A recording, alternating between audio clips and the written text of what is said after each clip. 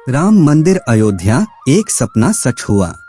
अयोध्या में श्री राम मंदिर का इतिहास पौराणिक कथाओं, किंवदंतियों, ऐतिहासिक घटनाओं और समकालीन सामाजिक राजनीतिक आंदोलनों के धागों से बुना हुआ एक टेपेस्ट्री है। इसका महत्व धार्मिक सीमाओं से परे है, लाखों लोगों के सांस्कृतिक और भावनात्मक लोकाचार को समाहित करता है। राम मंदिर का निर्माण न केवल भौतिक संरचना का प्रतिनिधित्व करता है, बल्कि आस्था, लचीलेपन और भगवान राम की महाकाव्य कहानी की स्थायी विरासत का भी प्रतिनिधित्व करता है। आज हम इसी विषय पर हम समय चिंतन करने वाले हैं, तो कृपया वीडियो को अंत तक देखें और चैनल को सब्सक्राइब जरूर करें। नमस्कार दोस्तों, धर्म संसार चैनल पे आप सभी का स्वागत है। अगर आप भी भगवान राम के भक्त हैं तो कमेंट में जय श्री राम जरूर लिखें। हिंदुओं के लिए भगवान राम केवल एक राजा या चरित्र नहीं है, बल्कि वे भगवान हैं और हिंदुओं में उनकी बहुत श्रद्धा है। वह इतने लोकप्रिय हैं कि उत्तर भारत में सामान्य अभिवादन में लोग राम राम कहते हैं। श्री राम मंदिर का इतिहास बहुत पुराना है।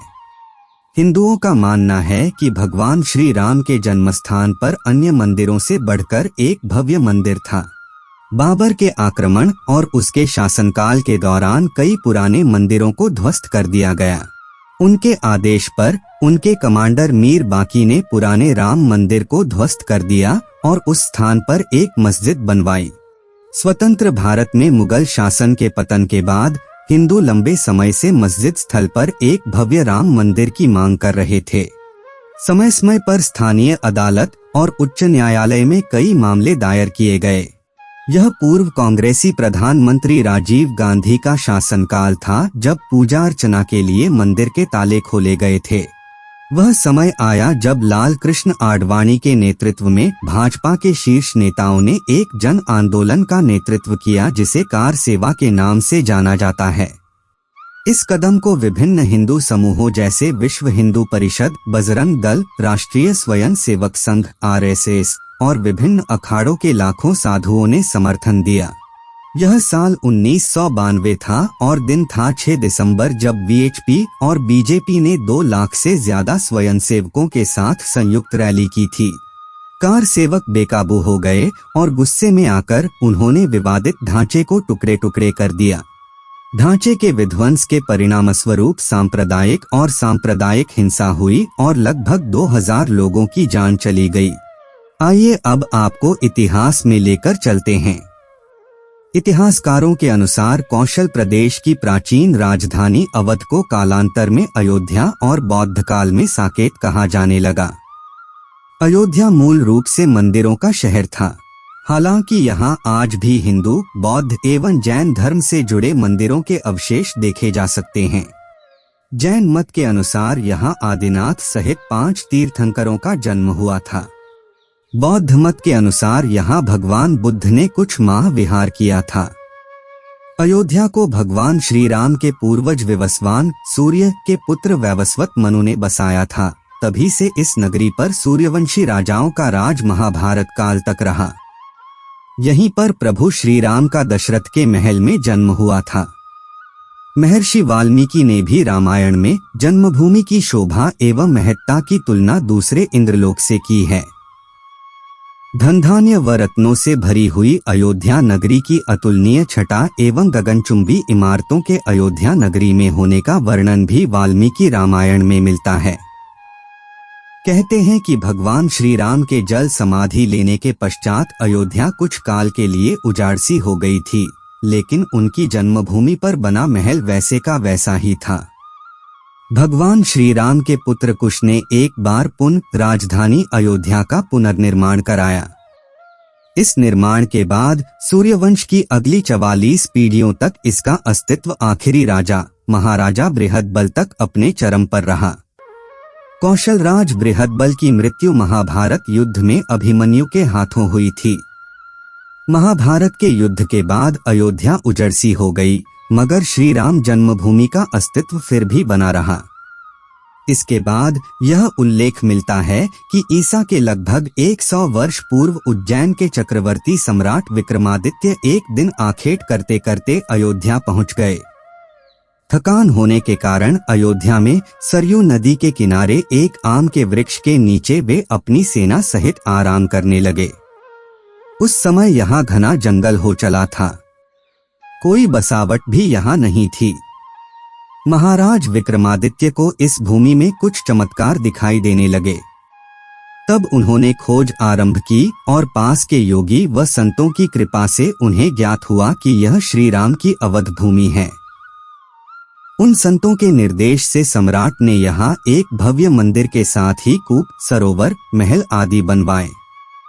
कहते हैं कि उन्होंने श्री राम जन्मभूमि पर काले रंग के कसौटी पत्थर वाले 84 स्तंभों पर विशाल मंदिर का निर्माण करवाया था। इस मंदिर की भव्यता देखते ही बनती थी।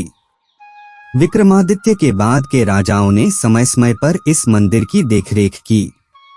उन्हीं में से एक शुंग वंश के प्रथम शासक पुष्यमित्र शुंग ने भी मंदिर का जीर्णोद्धार करवाया था। पुष्यमित्र का एक शिलालेख अयोध्या से प्राप्त हुआ था जिसमें उसे सेनापति कहा गया है तथा उसके द्वारा 2 अश्वमेध यज्ञों के किए जाने का वर्णन है। अनेक अभिलेखों से ज्ञात होता है कि गुप्त वंशीय चंद्रगुप्त द्वितीय के समय और तत्पश्चात काफी समय तक अयोध्या गुप्त साम्राज्य की राजधानी थी। गुप्तकालीन महाकवि कालिदास ने अयोध्या का रघुवंश में कई बार उल्लेख किया है। पौराणिक आधार। श्री राम मंदिर की पौराणिक जड़ें रामायण में मिलती हैं, जो ऋषि वाल्मीकि से संबंधित एक प्राचीन हिंदू महाकाव्य है। रामायण भगवान विष्णु के 7वें अवतार भगवान राम के जीवन और साहसिक कार्यों का वर्णन करती है। हिंदू पौराणिक कथाओं के अनुसार भगवान राम का जन्म अयोध्या में राजा दशरथ और रानी कौशल्या के घर हुआ था।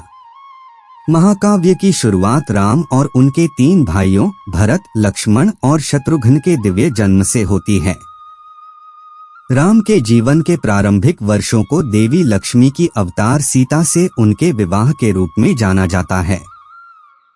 हालांकि अपनी सौतेली मां कैकेयी की योजनाओं से प्रेरित होकर राम का जंगल में निर्वासन राक्षस राजा रावण के खिलाफ पौराणिक लड़ाई की ओर ले जाने वाली घटनाओं की एक श्रृंखला को गति देता है। रामायण का केंद्रीय एपिसोड, जिसे रामायण युद्ध या लंका की लड़ाई के रूप में जाना जाता है, रावण पर राम की जीत और सीता के बचाव में समाप्त होता है। विजयी होकर अयोध्या लौटने के बाद राम को राजा के रूप में ताज पहनाया गया, जो राम राज्य के नाम से जाने जाने वाले आदर्श शासन की शुरुआत थी। रामायण की कथा कर्तव्य, धार्मिकता और बुराई पर अच्छाई की जीत के विषयों को समाहित करती है। अयोध्या पवित्र निवास के रूप में। भगवान राम की जन्मस्थली अयोध्या का हिंदू परंपरा में गहरा महत्व है। शहर को धर्म के प्रतीक और एक आदर्श राज्य के प्रतीक के रूप में दर्शाया गया है। यह विश्वास कि अयोध्या भगवान राम का दिव्य निवास है, पीढ़ियों से चली आ रही है, जिससे हिंदुओं के लिए गहरा भावनात्मक और आध्यात्मिक संबंध विकसित हुआ है। रामायण में अयोध्या का वर्णन भव्य महलों, हरे भरे बगीचों और कुलीन नागरिकों से सुसज्जित एक शानदार शहर के रूप में किया गया है। कथा राम के शासन के तहत यूटोपियन समाज की एक ज्वलंत तस्वीर पेश करती है, जिसमें न्याय, सदाचार और करुणा के सिद्धांतों पर जोर दिया गया है। भगवान राम के जन्म के साथ अयोध्या का जुड़ाव इस शहर को ईश्वर से जुड़ने के इच्छुक भक्तों के लिए एक पवित्र तीर्थ स्थल में बदल देता है। तो दोस्तों, आज के लिए इतना ही। उम्मीद करते हैं हमारे द्वारा दी गई जानकारी आपको पसंद आई होगी। तो मित्रों, यह वीडियो आपको पसंद आई हो तो वीडियो को लाइक और चैनल को सब्सक्राइब जरूर कीजिए। और वीडियो को अंत तक देखने के लिए बहुत बहुत धन्यवाद।